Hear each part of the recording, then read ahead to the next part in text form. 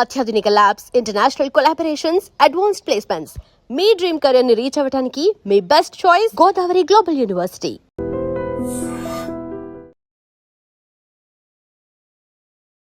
Welcome to I dream. నా పేరు Lumbini. Whole బాడీలో గట్ అనేది basic foundation for healthy life style అని చెప్పుకోవాలి కదా.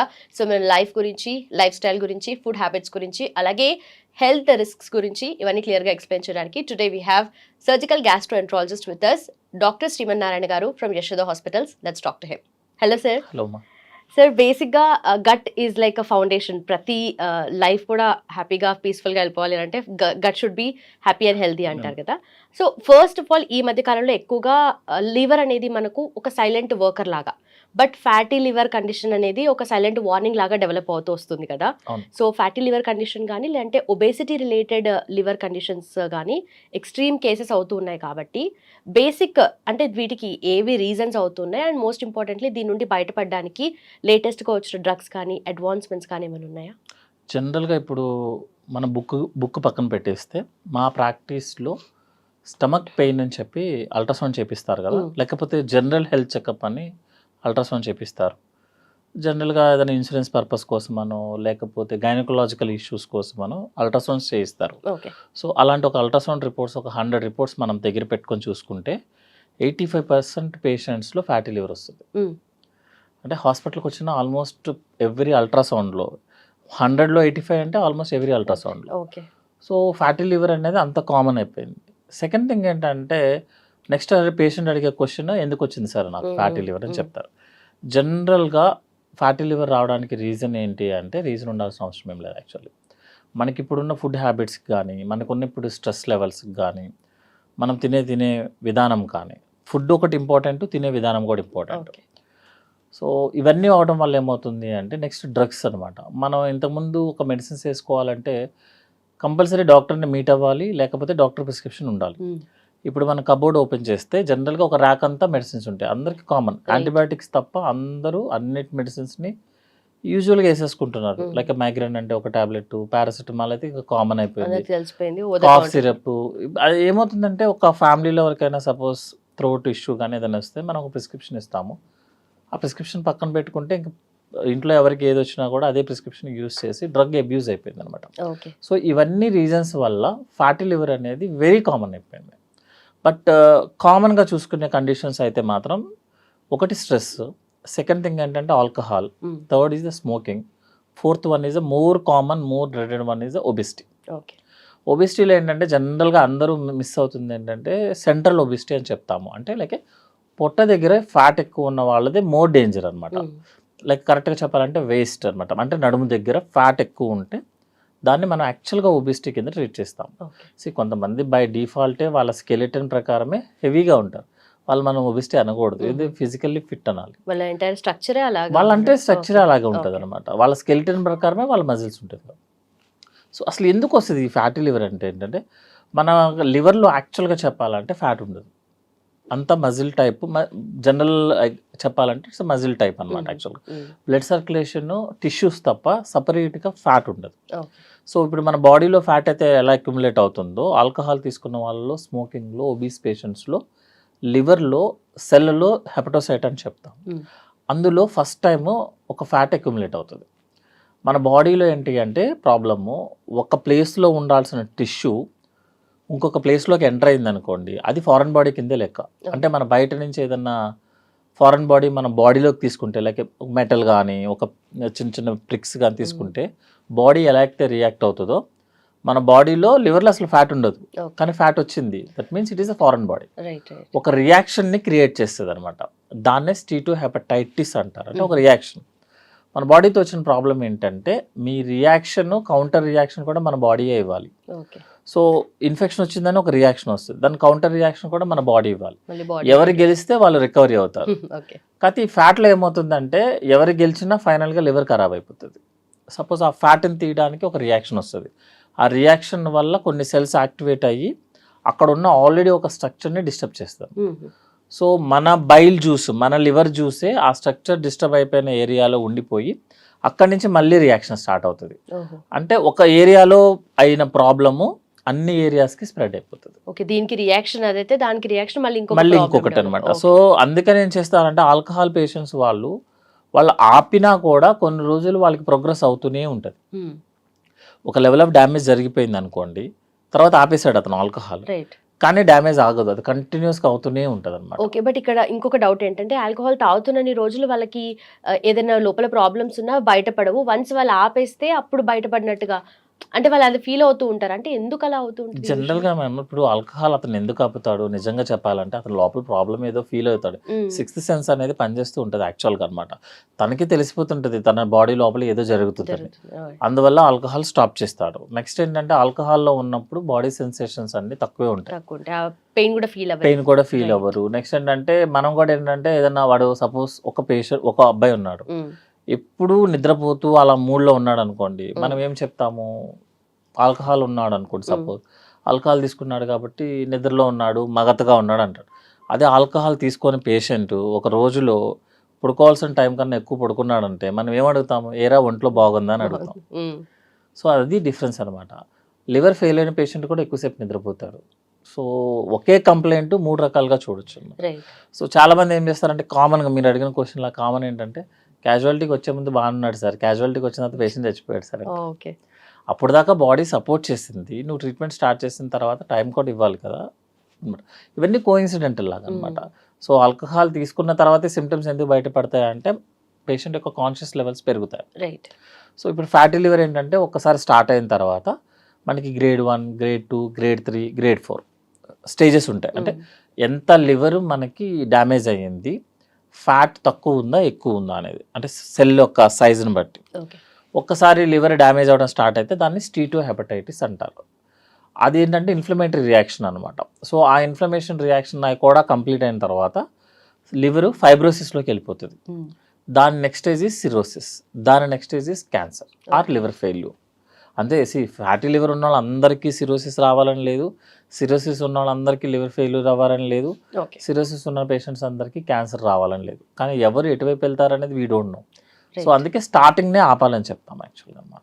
So this is the fatty liver. Okay, but ఈ కండిషన్ డెవలప్ అయినప్పుడు మీరు ట్రీట్ చేసేటప్పుడు ఒక పర్సన్కి ఫ్యాటీ లివర్ కండిషన్ డెవలప్ అయింది, తర్వాత ఇంకొక పర్సన్కి కూడా అలాగే ఉంది, ఇద్దరు పేషెంట్స్. బట్ కాజెస్ ఏంటి అనేది మీరు ఎలా ఐడెంటిఫై చేస్తారు? జనరల్గా హిస్టరీ మేడం, అంటే లాయర్ల దగ్గర డాక్టర్ల దగ్గర అబద్ధం చెప్పకూడదన్న మీనింగ్ అదే అనమాట. సో ఇప్పుడు ఒక పేషెంట్ వస్తాడు, ఒక కంప్లైంట్ చెప్తాడు, నాకు సార్ నేను ఆల్కహాలిక్ అన్నాడు అనుకోండి, అతనికి మేమేం టెస్టులు చేయము కూడా యాక్చువల్గా. రైట్. ఆల్కహాల్ వల్ల ఫ్యాటీ లివర్ రావడం అనేది very common. Fatty liver patients alcohol అవ్వడం అనేది వెరీ కామన్. జనరల్గా డాక్టర్స్ వెరీ కామన్గా ఉన్న కండిషను, పేషెంట్ కనుక రెగ్యులర్గా ఫాలో అప్ అవుతాడు, ఈ పేషెంటు మనం చెప్పింది అర్థం చేసుకున్నాడంటే అల్ట్రాసౌండ్తోనూ సింపుల్ బ్లడ్ టెస్ట్తోనూ ట్రీట్మెంట్ ఇచ్చి పంపించేస్తాం. అట్లా కాకుండా అతను ఏం చెప్పాడు, సార్ నేను ఫ్యాట్ తిన్నా sir, no alcohol sir, no smoking sir, నేను బయట ఫుడ్ తినను సార్, అతను ఒబీస్ కూడా లేడు, ఏం లేదు, అంతా బాగుంది, అయినా పేషెంట్ ఫ్యాటీ లివర్ వచ్చింది అనుకోండి, అప్పుడు ఇన్వెస్టిగేషన్ స్టార్ట్ అవుతుంది. ఏదో అబద్ధం చెప్తున్నాడు. పేషెంట్ ఏం చెప్తే అదే నమ్ముతాం యాక్చువల్గా. అంతే, మనం చూడలేదు కదా, వీ డోంట్. అతను ఏం స్టోరీ చెప్తే అదే వింటాము. బట్ అంటే ఇవేవి కాకుండా వేరే రీజన్స్ అయితే మోస్ట్లీ ఉంటాయి. జనరల్గా మన బుక్లో ఉన్న ప్రకారం చూస్తే 100 రీజన్స్ ఉంటాయి. Common is alcohol, common is stress, common is smoking, obesity, ఇవి కామన్. ఇంకా మనకి తెలియని డిసీజెస్ చాలా ఉంటాయి, కానీ జనరల్గా 85% పేషెంట్స్ వాళ్ళు ఇందులోనే ఫిట్ అవుతారు. అండ్ లైక్లీ వీళ్ళకి ఆల్రెడీ ఒబేస్గా ఉన్నా, లేదంటే డయాబెటీస్ ఉన్నా, బీపీ ఉన్నా కూడా మళ్ళీ ఫ్యాటీ లివర్ కండిషన్ డెవలప్ అయ్యే ఛాన్స్. మన బాడీలో ఏ డిసీజ్ వచ్చినా, ఏ ప్రాబ్లం వచ్చినా ఫ్యాటీ లివర్ వచ్చేస్తుంది. Okay. Even normal viral fevers వచ్చినా, డెంగ్యూ ఫీవర్స్ వచ్చినా ఫ్యాటీ లివర్ వస్తుంది. కొన్ని రోజుల తర్వాత ఫ్యాటీ లివర్ రికవరీ అవుతుంది. So any problem fatty liver వస్తుంది కంపల్సరీ. ఓకే. సో ఏ కండిషన్ వల్ల ఫ్యాటీ లివర్ కండిషన్ డెవలప్ అయినా కూడా అంటే వాళ్ళకి మెడికేషన్ డిఫర్స్ ఉంటుంది. ఇప్పుడు ఒక పేషెంట్ వచ్చాడు మేడం నా దగ్గరికి, ఏదో సమ్ వేగ్ పెయిన్ అబ్డమన్ అని వస్తాడు. జనరల్గా ఫ్యాటీ లివర్లో స్టమక్ పెయిన్ రాదు. ఓకే. సో అతను స్టమక్ పెయిన్కి రీజన్ వేరే రీజన్ అయి ఉండొచ్చు, అందులో మనకి ఫ్యాటీ లివర్ వస్తుంది. సో ఆ రీజన్ని మనం ట్రీట్మెంట్ ఇస్తాం. నెక్స్ట్ అడిగే క్వశ్చన్, సార్ ఫ్యాటీ లివర్ అని కనిపిస్తుంది కదా సార్, మీరుగా చెప్పారు కదా ఫ్యాటీ లివర్ నెగ్లెక్ట్ చేస్తే సిరోసిస్కి, క్యాన్సర్కి ఫెయిల్యూర్ అవుతుంది కదా, సో ఈ ఫ్యాటీ లివర్ని నాకు ట్రీట్మెంట్ ఇవ్వండి అని చెప్తాం. ఆ ట్రీట్మెంట్ తీసుకోకపోతే, నేను ప్రిస్క్రిప్షన్ ఇవ్వకపోతే వాడు బయటికి వెళ్ళడు, పేషెంట్ బయటికి వెళ్ళరు. సో కంపల్సరీగా ఫ్యాటీ లివర్కి ట్రీట్మెంట్ ఇవ్వాలి. ఏమి ఇస్తాం ఫ్యాటీ లివర్కి? నీకు ఫస్ట్ క్వశ్చన్ ఏంటంటే దేనివల్ల వచ్చింది నీకు అని అడుగుతాం. ఆల్కహాల్, స్టాప్ ద ఆల్కహాల్ వస్తుంది, మళ్ళీ బ్యాక్ వస్తుంది. ఒబీస్, మీరు వెయిట్ లాస్ అవ్వండి అంటే మంచిగా వాకింగ్, ఎక్సర్సైజ్ చేయండి. స్ట్రెస్ తగ్గించుకోండి, స్మోకింగ్ ఆపండి, డ్రగ్ యూస్ తగ్గించండి, ఫ్యాటీ లివర్ ఆటోమేటిక్గా బ్యాక్ వస్తుంది. ఓకే. దానికి మెడికేషన్స్ అంటే ఒక ఫ్యాటీ లివర్ తగ్గడానికి 1 year పడుతుంది అన్న ఆన్ యావరేజ్గా. ఇంకొకటి ఏంటంటే గ్రేడ్ 1 ఫ్యాటీ లివర్ 0కి రాదు ఎప్పుడు కూడా, ఓకే. కంప్లీట్‌గా రివర్స్ అవుతా? కంప్లీట్గా ఎప్పుడు 100% బ్యాక్ వచ్చేది, అంటే నియర్ నార్మల్కి రాదు. ఎందుకంటే మనం నియర్ నార్మల్ ట్రై చేసే టైంలోనే పేషెంట్ యొక్క ఏజ్ పెరుగుతుంటుంది, ఏజ్ రిలేటెడ్ కూడా రావాలి కదా కొంత ఫ్యాటీ లివర్. బట్ ఇప్పుడు యంగ్స్టర్స్కి కూడా వస్తుంది, యంగ్స్టర్స్ కూడా వస్తుందండి. వాళ్ళ హ్యాబిట్స్ మార్చాలి. ఇప్పుడు మీరు స్ట్రెస్ తగ్గించిందంటే ఇది స్ట్రెస్ అనేది మనం తగ్గించుకునేదా బై డిఫాల్ట్ వచ్చేస్తూ ఉంటుంది అనమాట. సో గ్రేడ్ 1 ఫ్యాటీ లివర్ అనేది ఓకే, కానీ దాని స్టేజెస్ పెరుగుతున్నా లేకపోతే 4th స్టేజ్ది 1st స్టేజ్కి రాకపోయినా వీ హ్యావ్ టు వరీ. చాలా మంది ఏం చేస్తారంటే మీరు ట్రీట్మెంట్ ఇచ్చారు కదా, ఫస్ట్ స్టేజ్ 0 ఎందుకు రాదు అంటారు. ఆల్రెడీ ఒక డ్యామేజ్ అయింది. సపోజ్ నేను ఒక పేషెంట్కి సర్జరీ చేశాను, సర్జరీ చేయలేని స్కిన్ చేసిన స్కిన్ సేమ్ కావాలంటే ఎక్కడి నుంచి తెచ్చిస్తారు? Cut is cut, disease is disease finally. Once affected అంటే ఎఫెక్టెడ్, కాకపోతే ఏంటంటే మేనేజబుల్ ఎఫెక్టా కాదా అనేది చూసుకోవాలి. అంతేగాని 100% నార్మల్ వచ్చేయాలంటే ఇట్స్ నాట్ పాసిబుల్. అది జనరల్గా ఏం చేస్తారంటే ఫ్యాటీ లివర్ పేషెంట్కి మీరు అల్ట్రాసౌండ్ రిపోర్ట్స్ చూస్తే వాడి దగ్గర కొంతమంది దగ్గర 10-15 అల్ట్రాసౌండ్ రిపోర్ట్స్ ఉంటాయి. అంటే పెద్ద ఆకలి చెక్ చేసుకుంటాడు అనమాట, తగ్గిందా తగ్గేటప్పుడు తగ్గుతుంది. మిగతా యాక్టివిటీస్ చేసుకుంటూ వెయిట్ చేయండి, ఆటోమేటిక్గా తగ్గుతాయి. మెడికేషన్స్ అయితే మాత్రం జనరల్లీ ఫ్యాటీ లివర్లో అడ్వాన్స్ స్టేజెస్లో ఉంటేనే మనం యూస్ చేస్తాం జనరల్గా. మెయిన్ ఏంటంటే కొలెస్ట్రాల్ లోవరింగ్ డ్రగ్స్ ఉంటాయి అనమాట. We can't use the medication names actually. So cholesterol నార్మల్గా కొలెస్ట్రాల్కి యూస్ చేసే డ్రగ్స్ యూస్ చేస్తాం. తర్వాత ఏంటంటే రీసెంట్గా వచ్చాయన్నమాట వెయిట్ లాస్ డ్రగ్స్, యాక్చువల్గా అవి డయాబెటీస్లో వచ్చాయి. సో మనం డయాబెటీస్ని కంట్రోల్ చేస్తే ఆటోమేటిక్గా ఫ్యాటీ లివర్ తగ్గుతుంది. తర్వాత ఏంటంటే వెయిట్ తగ్గితే ఆటోమేటిక్గా ఫ్యాటీ లివర్ తగ్గుతుంది. సో వెయిట్ లాస్కి డయాబెటీస్కి కంబైన్డ్గా డ్రగ్స్ స్టార్ట్ అయ్యాయి. అవి ఫ్యాటీ లివర్కి కూడా యూజ్ అవుతాయి అని చెప్పి ఒక కాన్సెప్ట్ ఉంది. ప్రాబ్లం ఏమొస్తుంది అంటే అవి కంటిన్యూస్గా యూజ్ చేసుకోవాల్సి వస్తుంది. ఎందుకంటే అది డయాబెటీస్ని కంట్రోల్ చేసే డ్రగ్, ఫ్యాటీ లివర్ని డ్రగ్ చేసి కాదు. అది వెయిట్ని కంట్రోల్ చేసే డ్రగ్, ఫ్యాటీ లివర్కి కాదు. సో ఇంకొక ప్రాబ్లం అయిన ఆ డ్రగ్స్తో ఏంటి అంటే వీక్లీ వన్స్ వేసుకోకపోతే నెక్స్ట్ వీక్ మళ్ళీ రొటీన్ అయిపోతుంది. సో ఫిజికల్ యాక్టివిటీని ఇంప్రూవ్ చేసుకోవడానికి తప్ప ఫ్యాటీ లివర్ ఇప్పుడు నేను ఇంజెక్షన్ తీసుకున్నాను తగ్గిపోయింది మళ్ళీ రాదు అనే రూల్ ఏం లేదు. జనరల్గా పేషెంట్స్ అడిగే క్వశ్చన్ తెలుసు కదా, మేము వాడాం కదా సార్ మళ్ళీ ఎందుకు వచ్చింది అన్నట్టు. It's a continuous process. Gastric problem ఉంది, టాబ్లెట్ తీసుకున్నాను తగ్గింది, మళ్ళీ ఎందుకు వచ్చిందంటే మళ్ళీ బ్యాక్ టు నార్మల్ కాబట్టి మళ్ళీ వస్తుంది అన్నమాట. సో ట్రీట్మెంట్ అని కాదు, తగ్గించుకోవచ్చు. తర్వాత మనం హెల్దీ హ్యాబిట్స్ కంటిన్యూ చేస్తే ప్రాబ్లమ్స్ రావు. ఓకే. అయితే ఈ కండిషన్లో హై లెవెల్స్ ఆఫ్ కొలెస్ట్రాల్ కానీ ట్రైగ్లిసరైడ్స్ కానీ ఉంటాయి కదా, సో ఎలాంటి ఫుడ్ వీళ్ళు అవాయిడ్ చేయాలి? అంటే obviously ultra processed food avoid చేయాలి ఎవరైనా అని చెప్పేసి అంటారు, బట్ అపార్ట్ ఫ్రమ్ దట్ ఇంకేది అవాయిడ్ చేయొచ్చు? ఎందుకంటే మన ఇండియన్ ఫుడ్లో వీ హ్యావ్ అంటే ఎక్కువగా కార్బోహైడ్రేట్స్ కన్స్యూమ్ చేస్తాము, ప్రోటీన్ రిచ్ కొంచెం ఇప్పుడిప్పుడు అవేర్నెస్ అయితే వస్తుంది, బట్ ఎలా తీసుకోవాలి ఎలా తీసుకోవద్దు? జనరల్గా నేనైతే ప్రిఫరబుల్లీ కార్బోహైడ్రేట్స్, ప్రోటీన్, ఫ్యాట్ అనేది ఒక పర్సంటేజ్ ప్రకారం ఉంటేనే ప్రాసెస్ అనేది ఉంటుంది. That is our motto. మీకు షార్ట్ టర్మ్లో గోల్ కావాలి, సపోజ్ మీరు షార్ట్ టర్మ్గా వెయిట్ లాస్ అవ్వాలి, లైక్ ఫిలిం పీపుల్స్ కానీ షార్ట్ టర్మ్లో జరగాలనుకోండి. లేదు అనుకుంటే మీరు ఒక 100 kgs నుంచి 80 kgs తగ్గి తర్వాత మీ యాక్టివిటీని స్టార్ట్ చేయాలి. వెరీ షార్ట్ టర్మ్కి అయితే మాత్రం డైట్ పనిచేస్తుంది తప్ప, అట్లాగని మేము లైఫ్ లాంగ్ ప్రోటీన్ తింటాము అని చెప్తే ఓన్లీ ప్రోటీన్ తింటే మీకు డైజెషన్ ప్రాసెస్ జరగదు. ఎందుకంటే ఒక కెమికల్ రియాక్షన్ జరగాలంటే బ్యాకప్లో వేరే కెటలిస్ట్లు ఉండాలి, ఏమీ లేకుండా ఓన్లీ ప్రోటీన్ అబ్జార్బ్ అవ్వదు. అండ్ మీరు ఎవ్రీ డే ఒక 50 to 60 గ్రామ్స్ని ప్రోటీన్ డైజెస్ట్ చేసుకునే సిస్టమ్ని మీరు 300-400 గ్రామ్స్ ఇచ్చి డైజెస్ట్ చేసుకోమంటే it can't. So high processed food అనేది ఎప్పటికీ రాంగ్. అంటే న్యూట్రిషన్ మొత్తం తీసేసి ఫైన్ చేస్తాయి కాబట్టి. సో జనరల్లీ 60% కార్బోహైడ్రేట్ ఉండి 20% protein, fat 20%, water 3 liters, sleep 6 hours, fibre food, high fibre food, ఒక everyday 30 minutes walk or exercise, whatever thing is, ఇవన్నీ ఉంటే జనరల్గా ప్రాబ్లమ్స్ రావు. ఒక షార్ట్ టర్మ్ కోసం అనమాట, జస్ట్ ఒక వెయిట్ లాస్ కోసం అయితే అట్లయితే ఒక 2-3 months అయితే వాట్ ఎవర్ ది డైట్. ఇప్పుడు ఒకళ్ళు ఓన్లీ ప్రోటీన్ తినండి, ఒకళ్ళు ఓన్లీ ఫ్యాట్ తినండి, ఒకళ్ళు ఓన్లీ ఫైబర్స్ తినండి, మీకు అంతా బాగుంటుంది అనేది it's different thought process. But as a gastro people our thought process is 60-20-20. We don't change our thought. Right. So being a gastroenterologist మిమ్మల్ని ఎక్కువగా వరీ చేసే గట్ రిలేటెడ్ ఇష్యూస్ కానీ ఈ మధ్య కాలంలో డెవలప్ అయిన డిసీజెస్ కానీ ఏంటి? జనరల్గా మేము ఇప్పుడు గ్యాస్ట్రో ప్రాబ్లమ్స్ కాను ఏ ప్రాబ్లమ్స్ అయినా ఏంటంటే మనిషికి ఉండే problems maybe on an average 20 symptoms ఉంటాయేమో, అన్ని సిస్టమ్స్ కలిపితే ఫ్రమ్ బ్రెయిన్ టు టో ఒక 20 సిమ్టమ్స్ ఉన్నాయి. మా గ్యాస్ట్రోలో మెయిన్ సిమ్టమ్స్ ఏమొస్తుందంటే బ్లోటింగ్ అనమాట, లేకపోతే బెల్చింగ్ అని కొంతమంది అంటారు, acidity problem, indigestion problem, stomach pain, third one is constipation or diarrhoea. ఇవే ఉంటాయి జనరల్గా. ఒక డయేరియా వచ్చిన పేషెంట్ నార్మల్ ఇన్ఫెక్షన్ డయేరియా అవ్వచ్చు, లేకపోతే అల్సరేటివ్ కోలైటిస్ అనే ఒక డయేరియా అవ్వచ్చు, లేకపోతే టీబీ అవ్వచ్చు, క్యాన్సర్ కూడా అవ్వచ్చు, వేరే దానికి సిమ్టమ్ కూడా అవ్వచ్చు. కూడా అవ్వచ్చు. సో ఏ సిమ్టమ్ దేనికి రిలేటెడ్ అవుతుందని తెలియదు. ఇప్పుడు సపోజ్ ఒక పేషెంట్ బ్లీడింగ్ పిఆర్తాడు, బ్లీడింగ్ మోషన్తో వస్తాడు, సింపుల్ పైల్స్ ప్రాబ్లం అవ్వచ్చు, క్యాన్సర్ ప్రాబ్లం అవ్వచ్చు. ఇంతకుముందు ఏంటంటే ఓల్డ్ పేషెంట్స్లో కనుక బ్లడ్ కనిపిస్తే, సపోజ్ మోషన్లో కనుక బ్లీడింగ్ ఉంటే ఓల్డ్ పేషెంట్ కాబట్టి క్యాన్సర్ ఫస్ట్ వచ్చేది, పైల్స్ సెకండ్ వచ్చేది. యంగ్ పేషెంట్స్లోనేమో పైల్స్ ఫస్ట్ వస్తుంది, క్యాన్సర్ లాస్ట్ ఎక్కడో ఉంటుంది అనమాట. ఇప్పుడు ఏంటంటే మనం ఏజ్ని బట్టి చెప్పడానికి లేదు, ఎవరికి ఎప్పుడు ఏమన్నా జరగచ్చు లాగా ఉంటుంది అనమాట ఇక్కడ. సో కంపల్సరీ ఏంటంటే వరీస్ అని కాదు, సిమ్టమ్స్ని నెగ్లెక్ట్ చేయడం అనేది వెరీ రాంగ్. ఇంకోటి ఏంటంటే జనరల్గా ఇప్పుడు ఒక డాక్టర్ని, దగ్గరగా ఉన్న ఒక డాక్టర్ని ఫాలో చేస్తారు ఫస్ట్.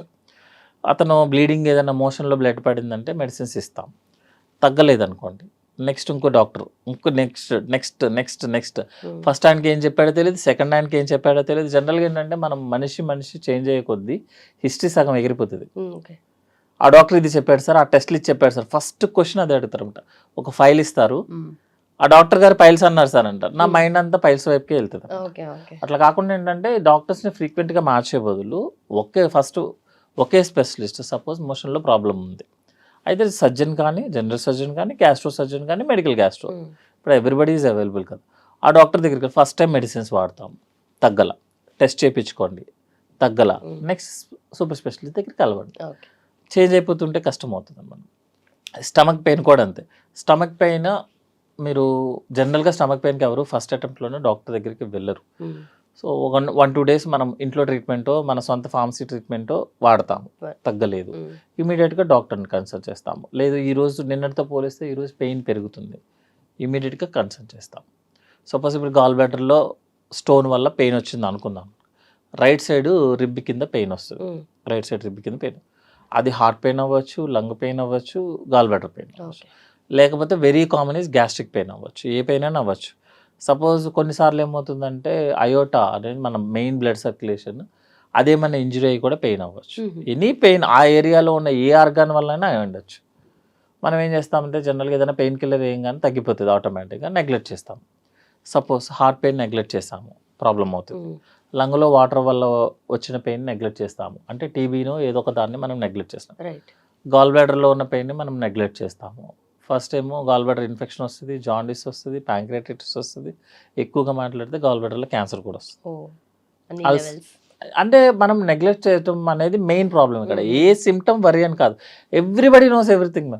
ఇప్పుడు మీరు ఒక పేషెంట్ వాళ్ళ అటెండర్ ఎవరైనా రెగ్యులర్గా 2-3 సార్లు హాస్పిటల్కి వచ్చాడు అనుకోండి, మీరు ఒక టాబ్లెట్ పేరు చెప్తే దాన్ని దేనికి వాడతారు చెప్పేస్తారు, అది పెద్ద ప్రాబ్లం కాదు యాక్చువల్గా. సో ఏంటంటే సిమ్టమ్స్ నెగ్లిజెన్స్ ఎక్కువైపోతుంది, అంటే నాలెడ్జ్ ఎక్కువయ్యే కొద్దీ నెగ్లిజెన్స్ ఎక్కువైపోతుంది. ఇప్పుడు ఆల్రెడీ ఆ ప్రాబ్లం వాళ్ళకి వచ్చినా కూడా నెక్స్ట్ సేమ్ ప్రాబ్లం ఇంకా ఫ్యామిలీ మెంబర్లు ఎవరికి వచ్చినా ఇదే తీసుకుని తగ్గిపోతుంది, అవసరం లేదు డాక్టర్ దగ్గరికి. వి యూజువల్లీ డూ దట్, అంటే అందరూ చేస్తారు. అతనికి తగ్గింది, మనకి తగ్గలేదు అనుకోండి, పెద్ద బాంబే పడుతుంది యాక్చువల్గా. అంటే సింపుల్ 1/2 అవర్ సర్జరీతో పోయేది 4-5 అవర్స్ పట్టేస్తుంది. సింపుల్ హెర్నియా ఉంటుంది, చాలా మంది ఏం చెప్తారు హెర్నియాకి ఏం సర్జరీ అవసరం లేదు కదా, స్వెల్లింగ్ లా ఉంటుంది, ఏం అవసరం లేదు, బెల్ట్ పెట్టుకో, నేను యూట్యూబ్లో చూసా, అమెజాన్ నుంచి ఆర్డర్ పెట్టుకో, బెల్ట్ వచ్చేస్తుంది, బెల్ట్ ఎలా పెట్టాలో యూట్యూబ్లో చెప్పిస్తారు, వేసేసుకో తగ్గిపోతుంది అంట. అది బెల్ట్ పెట్టగానే లోపలికి వెళ్ళిపోతుంది, చూసావా భలే తగ్గిపోయింది అంటారు. తర్వాత ఏంటంటే పెద్ద స్వెల్లింగ్తోనూ గ్యాంగ్రీన్ బబుల్తోనూ వస్తారు. సో ఏంటంటే సిమ్టమ్స్ అనేది అందరికీ తెలుసు, ట్రీట్మెంట్ అందరికీ తెలుసు, కాకపోతే ఈ రెండింటిని కొరిలేట్ చేసి సర్జరీ ఎవరు చేయాలి, మెడిసిన్స్ ఏం చేయాలి అనేది డాక్టర్కి తెలుసు. ఏ కండిషన్లో ఉంది, ఎలా ట్రీట్ చేయాలనేది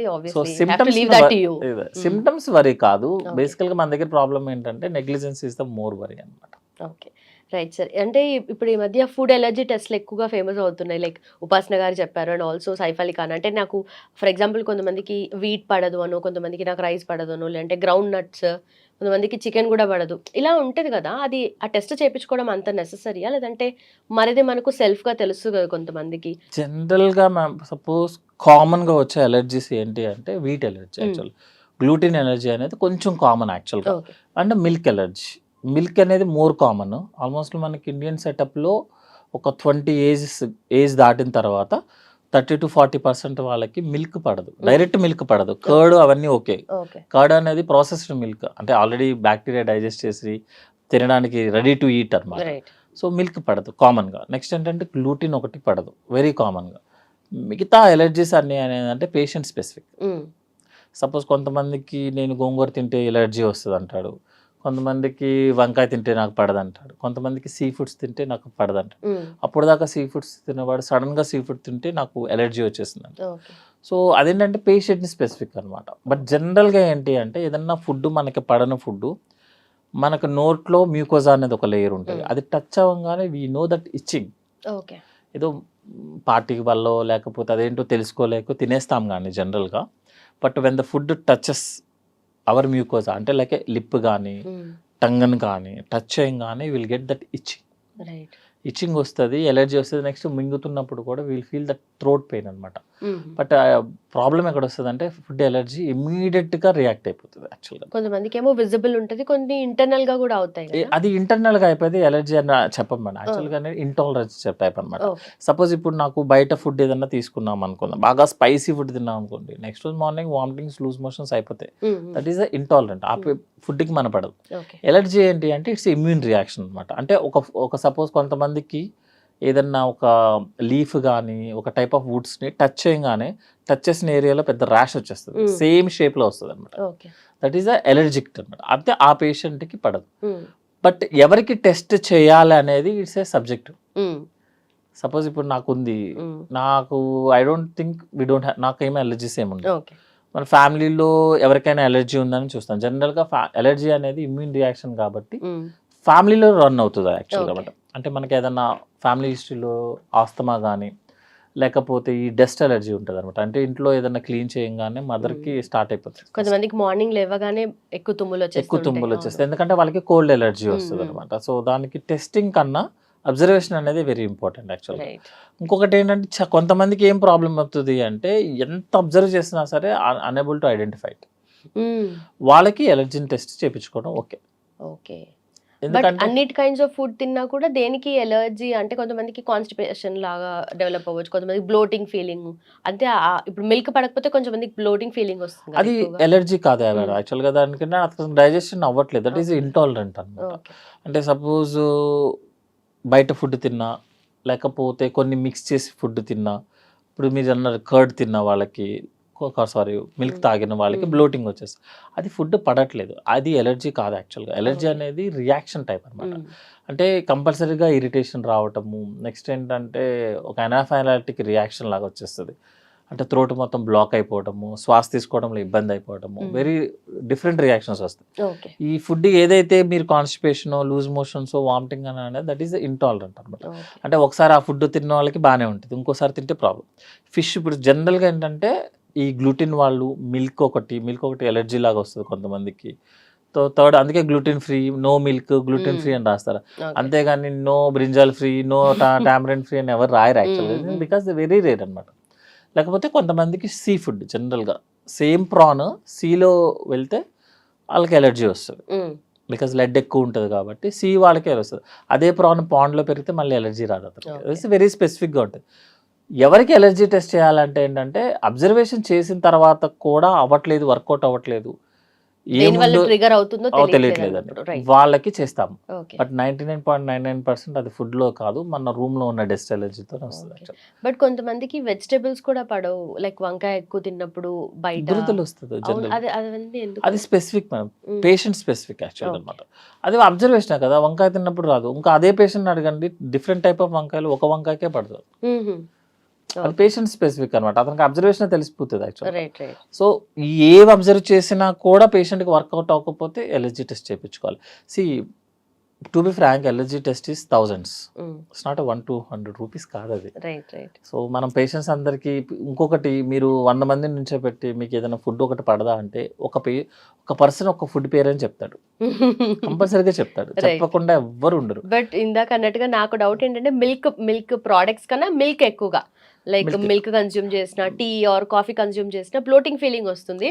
బట్ ఇంటాలరెన్స్ కంటిన్యూ అవుతుంటే మీరు మిల్క్ ఒక్కదానికే ఎలర్జీ లాగా, అదే ఇంటాలరెంట్ లాగా వస్తుంది అనమాట. కాఫీ టీ తాగితే వచ్చేదాన్ని గ్యాస్ ప్రాబ్లం అంటారు, దానికి ఎలర్జీకి సంబంధం లేదు.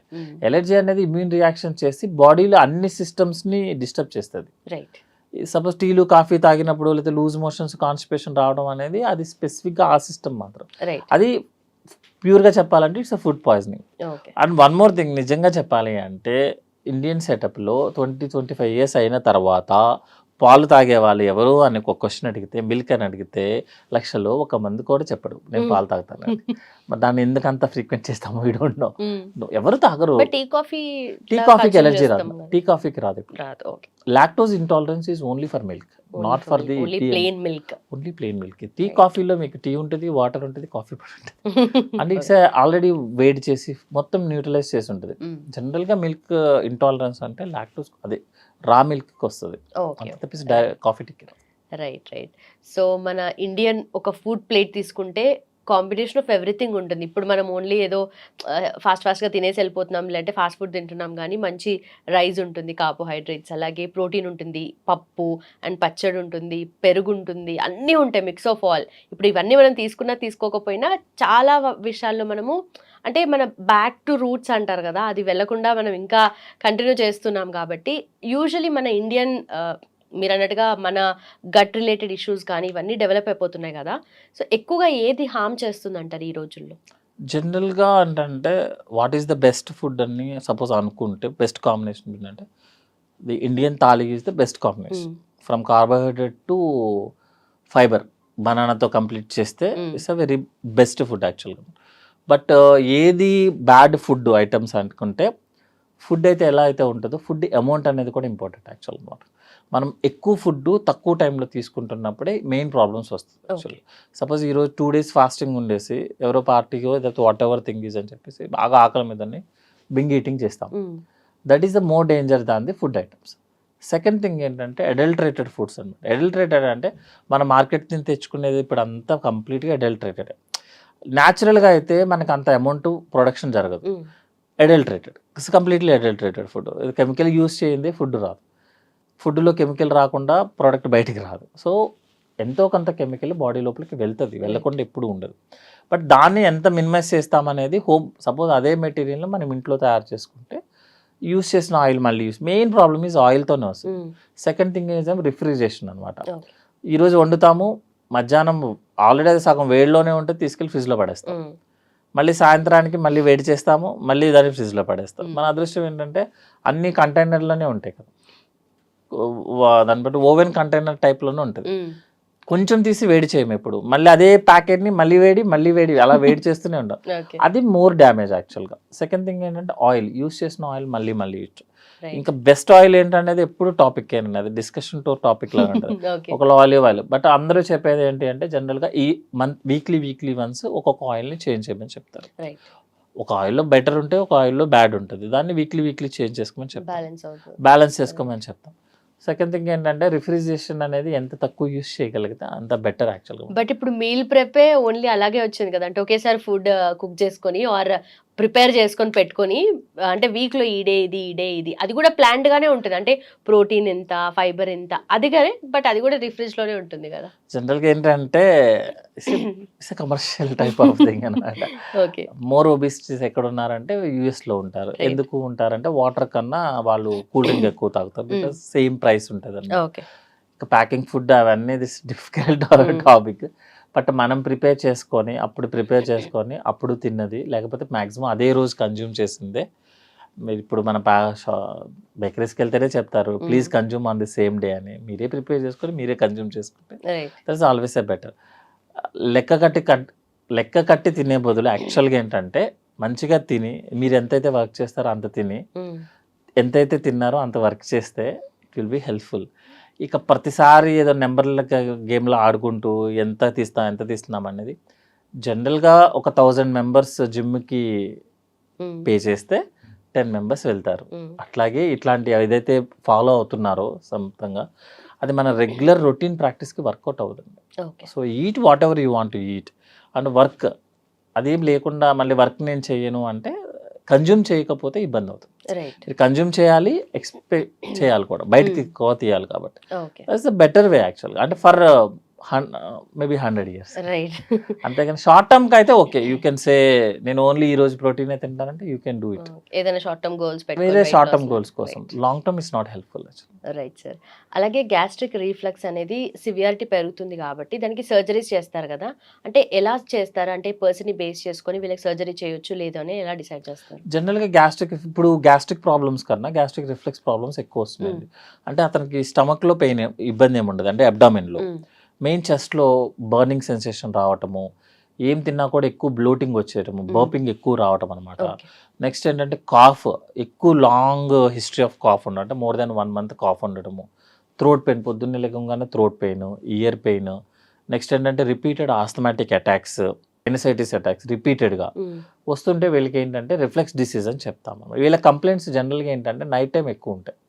సో ఇంకోటి ఏంటంటే కొంచెం ఫుడ్ తిన్నా కూడా ఫుడ్ ఐటమ్ మనం బర్ప్ చేస్తాం. జనరల్గా ఎవరైనా ఫుడ్ తిన్న తర్వాత 1-2 burps కామన్. వాళ్ళు బర్ప్ చేసినప్పుడు ఏంటంటే ఫుడ్కి మనకు నోట్లోకి అన్నం వస్తాయి అనమాట యాక్చువల్గా. సో వాళ్ళకి సివియారిటీ ఎక్కువ ఉందని చెప్తాం. సో ఎవరికి అనేది జనరల్గా ఎండోస్కోపీ డిసైడ్ చేస్తుంది. ఎండోస్కోపీలో సపోజ్ మనకి grade 3, grade 4 రిఫ్లెక్స్ ఉంది, హైటస్ హెర్నియా అని ఒక కండిషన్ ఉంటుంది. అంటే మనకి పొట్ట లోపల ఉండాల్సిన స్టమక్ ఛాతి లోపలికి వస్తుంది అనమాట. దాన్ని హైటస్ హెర్నియా అంటాం. ఆ కండిషన్ ఉన్న వాళ్ళకి మీకు ఎన్ని రోజులు మెడిసిన్స్ వాడి లైఫ్ స్టైల్ మోడిఫికేషన్ చేసినా కూడా సర్జరీ లేనిదే ప్రాబ్లం సాల్వ్ అవుతుంది. సరే నేను సర్జరీ చేయించుకోను సార్, లైఫ్ లాంగ్ మెడిసిన్స్ వాడతానంటే ఒక సెన్సెస్ ఏంటి అంటే మీరు ఆ కంప్లైంట్ని తగ్గించుకోవడానికి 2 years వరకు మెడిసిన్స్ వాడారంటే that is equal to surgery. అంత కాస్ట్ పడుతుంది మెడిసిన్స్ మీద అనమాట. It's not useful actually. What are the effects? మళ్ళీ ఏమవుతుంది అంటే రిఫ్లెక్స్ కంటిన్యూస్గా అవుతుంది అనుకోండి. ఫస్ట్ పైనుంచి మొదలు పెడతాం. మనకి సైనస్ ప్రాబ్లమ్స్ ఉంటాయి, సైనసైటిస్, ఇయర్ డ్రమ్స్ ప్రాబ్లం అవుతుంది. ఓకే. థర్డ్ వన్ ఈజ్ రిపీటెడ్గా లంగ్లోకి ఆస్పిరేషన్స్ వస్తాయి, అంటే ఆస్పిరేషన్ న్యూమోనియా వస్తుంది, లంగ్స్ పాడయ్యే ఛాన్సెస్ ఉన్నాయి. అట్లా కాకుండా ఇంకా రిపీటెడ్గా అవుతుంటే ఫుడ్ పైప్ క్యాన్సర్స్ వచ్చే ఛాన్సెస్ ఉన్నాయి అనమాట. అంటే యాసిడ్, నేను అదే చెప్తున్నాను, మన బాడీలో ఒక ఏరియాలో ఉండాల్సిన ఫ్లూయిడ్ ఇంకొక ఏరియాకి వెళ్తే అది పాయిజన్ కన్నా డేంజర్. స్టమక్లో ఉండాల్సిన యాసిడ్ ఫుడ్ పైప్లోకి వచ్చింది అనుకోండి, that is foreign body. So మన బయట నుంచి యాసిడ్ పోసినట్టే యాక్చువల్. సో కంటిన్యూస్గా రిఫ్లెక్స్ చేస్తుంది కాబట్టి క్యాన్సర్ కింద కన్వర్ట్ అయ్యే ఛాన్సెస్ ఉంటాయి. సో మనం ఎండోస్కోపీ చేస్తాము, ఓకే ఈ పేషెంట్కి మనకి రిఫ్లెక్స్ ప్రాబ్లం ఉంది, హైటస్ హెర్నియా ప్రాబ్లం ఉందని చెప్తాం, గ్రేడింగ్ చెప్తాము. తర్వాత ఏంటంటే pH స్టడీస్ అని యాసిడ్ నిజంగా పైకి వస్తుందా లేదా చూస్తాం. ఎందుకంటే మనం చేసే సర్జరీ ఏంటి అంటే యాసిడ్ పైకి రాకుండా ఆపే సర్జరీ అనమాట. సో నిజంగా యాసిడ్ పైకి వస్తుందో లేదో చూడాలి కదా, లేకపోతే రేపు నేను సర్జరీ చేసిన తర్వాత యాసిడ్ ఆగినా ఆగకపోయినా కంప్లైంట్ తగ్గదు. సో pH స్టడీస్ అని చెప్తాం. తర్వాత సర్జరీకి ప్లాన్ చేస్తాం. సర్జరీ ప్లాన్ చేసే ముందు కంపల్సరీగా మెడిసిన్స్ యూజ్ చేయమని చెప్తాము. మెడిసిన్స్తో అతను హ్యాపీగా ఉన్నాడు అనుకోండి, వెయిట్ చేయొచ్చు, వెయిట్ తగ్గమని చెప్తాము. తర్వాత ఏంటంటే లైఫ్ స్టైల్ మోడిఫికేషన్, అంటే ఫుడ్ ప్రాపర్గా తీసుకోండి, బయట ఫుడ్, ఇవన్నీ చేసినా కూడా పేషెంట్కి కంఫర్టబుల్ లేకపోతే అప్పుడు మాత్రమే సర్జరీ. కొన్నిసార్లు ఏంటంటే కొన్ని సర్జరీస్కి ముందు మెడికల్గా పేషెంట్ ఫిట్ ఉన్నాడో లేదో చూసుకొని నిజంగా అతను అన్ని వాడి అప్పటికే తగ్గపోతేనే సర్జరీ. సో సర్జరీ ఏంటంటే సేమ్ అండి, లైక్ ఫుడ్ పైప్ చుట్టూ స్టమక్ని రౌండ్ చేస్తాం అన్నమాట, ర్యాపింగ్ చేస్తాం, దాన్నే ఫండోప్లికేషన్ అంటాం. రిజల్ట్స్ ఆర్ ఆల్వేస్ గుడ్ అండి. అంటే పేషెంట్ సెలెక్షన్ ఇంపార్టెంట్ అనమాట. 100 మెంబర్స్కి సిమ్టమ్స్ లేకుండా మనం కన్ఫర్మేషన్ చేయకుండా చేస్తే ఫెయిల్యూర్ ఎక్కువ ఉంటుంది. సో పేషెంట్ కరెక్ట్గా సెలెక్ట్ చేసుకొని ఈ పేషెంట్కి సర్జరీ చేస్తే సిమ్టమ్స్ తగ్గుతాయి అని మనం అనుకుంటే 100 మెంబర్స్లో ఆల్మోస్ట్ 99 సక్సెస్ రేట్ ఉంటుంది. Complications are almost 0, negligible. So దాని తర్వాత కూడా ఫ్యూచర్లో కూడా మళ్ళీ వచ్చే ఛాన్సెస్ ఉంటాయి. జనరల్గా పేషెంట్ లైఫ్ స్టైల్ కనుక మాడిఫై చేసుకోకుండా నేను అదే ఫుడ్ మళ్ళీ తింటానని కూర్చుంటే ప్రతి ప్రాబ్లం మళ్ళీ వస్తుంది, ఇంక్లూడింగ్ క్యాన్సర్ కూడా వస్తుంది. సో కంపల్సరీగా అందుకే ఫాలోఅప్ ఇంపార్టెంట్. అంటే దేనివల్ల స్టార్ట్ అయింది ఇదంతా, ఫుడ్ సరిగ్గా తీసుకోకపోవడం వల్ల. అదే కంటిన్యూ చేస్తే అదే వస్తుంది. Right. So before the surgery మీరు ఏ టెస్ట్ చేసి కన్ఫర్మ్ చేసుకుంటారు? ఎండోస్కోపీ అండి. ఫస్ట్ ఎండోస్కోపీ చేస్తాము, తర్వాత ఏమో pH స్టడీస్ అని ఉంటుంది అనమాట, మానోమెట్రీ, 3 టెస్టులు చేసి ఎందుకు చేస్తామంటే ఒకటి confirmation, second A type of surgery చేయాలి, థర్డ్ ఏంటంటే నేను సర్జరీ చేస్తే సక్సెస్ అవుతుందా లేదా అనేది కన్ఫర్మ్ చేసుకోవాలి. ఓకే. ఈ పేషెంట్కి మనం డిఫరెంట్ టైప్ ఆఫ్ సర్జరీ చేసి సక్సెస్ని కోరుకోకూడదు కదా యాక్చువల్గా. So confirmation of diagnosis, A type of surgery, ఎంత సక్సెస్ రేట్ ముందే తెలిసిపోతుంది. ఓకే. సో దీంట్లో కూడా టైప్స్ ఉంటాయి అండ్ సర్జరీస్లో కూడా టైప్స్ ఉంటాయా? సర్జరీస్లో టైప్స్ ఉన్నాయి. రెగ్యులర్గా ఇప్పుడు అంతా లాప్రోస్కోపీ ఆ రోబోటిక్ అనమాట. నెక్స్ట్ ఏంటంటే వ్రాపింగ్ అని చెప్తాము. వ్రాపింగ్ అంటే మన ఫుడ్ పైప్ చుట్టూ స్టమక్ని 360 degreesలో ర్యాప్ చేస్తామా, 270 degreesలో ర్యాప్ చేస్తామా, 180 degreesలో ర్యాప్ చేస్తామా అనేది ఈ టెస్ట్ల వల్ల తెలుస్తుంది. ఓకే. జనరల్గా ఏంటంటే సపోజ్ ఒక పెరిఫరీ నుంచి, ఆదిలాబాద్ నుంచి పెరిఫరీ నుంచి వస్తారు. అక్కడ ఏంటంటే సర్జరీ చేయించేసుకోమనగా నేను రాగానే లేదు బాబు ఈ 3 టెస్టులు చేయించాలనగానే ఆ 3 టెస్టుల కాస్ట్ అరౌండ్ 30-40 ఉంటుంది. అదేంటి సార్ సర్జరీ కాస్ట్ ఏమో 1.5 అంటారు, ఈ టెస్టులకే డబ్బులు అయిపోతుంటాయి. బట్ ఆ సర్జరీ చేయాలనేది ఈ టెస్టులు చేస్తేనే చెప్తాను. లేకపోతే నేను సర్జరీ చేస్తా, నువ్వు ఏ కంప్లైంట్తో వచ్చావో మళ్ళీ బ్యాక్ టు అదే కంప్లైంట్తో వెళ్తావు. ప్రాపర్ డయాగ్నోసిస్ లేకుండా ప్రాపర్ పేషెంట్ సెలెక్షన్ లేకుండా సర్జన్ అనేది ఎప్పుడు సక్సెస్ఫుల్ కాదు. సర్జరీ సక్సెస్ఫుల్ కాదు. సో ఈ మధ్య కాలంలో ఇంకా ఏమన్నా డిఫరెంట్ టైప్ ఆఫ్ కేసెస్ వస్తున్నాయి సార్ మీ దగ్గరికి, లైక్ గ్యాస్ట్రో కేసెస్? ఎప్పుడు గ్యాస్ట్రో అబ్డామిన్ అనేది ఒక మ్యాజిక్ బాక్స్ అని, పెనోరామా బాక్స్ అంటాం. అంటే తవ్వే కొద్దీ వస్తూనే ఉంటుంది యాక్చువల్గా అనమాట. కొంతమంది పేషెంట్స్ వస్తారు జస్ట్ సింపుల్ చేప ముళ్ళకి, మటన్ పీసెస్కి బౌల్స్ పర్ఫరేట్ అయిపోయిన వాళ్ళు వస్తారు. నెక్స్ట్ ఏంటంటే ఎప్పుడో మేము MBBS MS చేస్తున్న టైంలో ట్రైబల్లో హెర్నియాలు, పెద్ద పెద్ద హెర్నియాలు వచ్చాయన్నమాట. అంటే పేగు మొత్తం బయటకు వచ్చిన వల్ల ఆల్మోస్ట్ పొట్టలో ఉండాల్సిన సగం పేగులు, ఇంటెస్టైన్ అంతా బయట ఉన్న పేషెంట్స్ వస్తారు. సో ఎవ్రీడే ప్రతి కేసు డిఫరెంట్గానే ఉంటుంది. ఒక పేషెంట్కి అసలు హిస్టరీలో ఎప్పుడు గాల్ బ్లాడర్లో స్టోన్స్ ఉండవు. ఎప్పుడో ఒక స్కాన్ చేస్తే ఒక చిన్న స్టోన్ ఉంటుంది అనమాట, 3 mm 4 mm. 3 mm 4 mm కాదా అని చెప్పి నెగ్లెక్ట్ చేసేస్తారు వాళ్ళు కూడా. ఫిజిషియన్స్ అంటే బయట డాక్టర్స్ ఎవరైనా చూసినా కూడా ఏం కాదులే చిన్న స్టోనే అంటారు. ఆ చిన్న స్టోన్ వచ్చి ప్యాంక్రియాస్లో పడుతుంది. అదేమో జస్ట్ ఒక 30 minutes సర్జరీ వల్ల 4 days హాస్పిటల్ స్టే పెరిగిపోతుంది. సో అవేంటంటే అబ్డామిన్ అనేది పెనోరామా బాక్స్, అది ఓపెన్ చేసే కొద్దీ కొత్త రూమ్లు ఓపెన్ అవుతూనే ఉంటాయి. ఓకే. సో గట్ హెల్త్ కాపాడుకోవడం అనేది ఫస్ట్ ఎఫెక్ట్ అవ్వకుండా ఉండాలి. ఏదైనా ప్రాబ్లం వచ్చినా కూడా జనరల్గా గట్ ప్రాబ్లమ్స్ అన్నిటికీ ఫస్ట్ హోమ్ రెమెడీస్ వాడతారు. నెక్స్ట్ వాళ్ళు చెప్పింది వీళ్ళు చెప్పింది వాడేస్తారు టాబ్లెట్స్. తగ్గకపోతే డాక్టర్ దగ్గరికి వస్తారు. బట్ జనరల్గా ఏంటంటే యాజ్ ఎర్లీ యాజ్ పాసిబుల్, నేనేమి డైజెషన్ ప్రాబ్లం వచ్చిన ప్రతి పేషెంట్ని డాక్టర్ దగ్గరికి రమ్మని చెప్పట్లేదు. బట్ మీ కంప్లైంట్ కనుక తగ్గట్లేదు, ఈ ప్రాబ్లం కాదు, ఈవెన్ చెస్ట్ ప్రాబ్లం అయినా సరే మినిట్ టు మినిట్ ప్రాబ్లం పెరుగుతుంది అనుకోండి, don't think it is a gastric problem. ఎందుకంటే గ్యాస్ ప్రాబ్లము అలాగే ఉంటుంది, హార్ట్ ప్రాబ్లం అలాగే ఉంటుంది. ఒకసారి కొంతమంది పేషెంట్స్ ఉంటారు మీరు ఇప్పుడు అడిగినట్టు, హార్ట్ ప్రాబ్లం అని కన్ఫర్మేషన్ అయిన పేషెంట్ హాస్పిటల్కి వెళ్ళిన తర్వాత ECG అన్నీ బాగానే ఉన్నాయి కదా అని చెప్పి గ్యాస్ ప్రాబ్లం అని ట్రీట్మెంట్ ఇచ్చి ఇంటికి వెళ్ళిన అతను ఇబ్బంది పడి మళ్ళీ వచ్చి స్టెంట్ లేపించుకునే పేషెంట్స్ కూడా ఉంటారు. సో ఏంటి అంటే ఈవెన్ ఆ మినిట్లో టెస్ట్లో నార్మల్ వచ్చినా కూడా if you are not feeling well మళ్ళీ ఇమీడియట్గా బ్యాక్ వెళ్ళండి. అరే ఇప్పుడే కదా వెళ్ళింది, టాబ్లెట్ వాడుకుంటే తగ్గిపోతుంది కదా అని నెగ్లెక్ట్ చేయదు. ఎందుకంటే హాస్పిటల్లో ఉన్నారనుకోండి, మీకు హార్ట్ ఇష్యూ అయినా లంగ్ ఇష్యూ అయినా ఏదైనా your in the safe hands. అంతేగాని హరిబరిగా పరిగెత్తడానికి ట్రై చేయదు. Right. Then so we got a better understanding about this. Thank you so much. Thank you. And for more videos, Please subscribe to iDream channel. Subscribe to iDream Media. Please subscribe to iDream. Please subscribe to iDream. Please subscribe iDream. And please subscribe to iDream. For more videos, subscribe to iDream. please like, share and subscribe to the channel. Congratulations, iDream. Subscribe to iDream. Subscribe to iDream. So subscribe to iDream Media. iDream ki iDream team andarki huge congratulations. Please subscribe iDream Media. Please subscribe to iDream. Subscribe iDream. Please subscribe to iDream. iDream అంటే నా కళల channel subscribe చేసుకున్న నోరు తిరుగుతలేదు, మీరైతే గంట గుర్తు కొట్టండి. For more such videos, please subscribe to iDream. Subscribe to iDream. Please subscribe to iDream. Please subscribe iDream Media. Please do subscribe to iDream. Please subscribe to iDream Media. For best entertainment and information, please subscribe iDream. And don't forget to subscribe to iDream.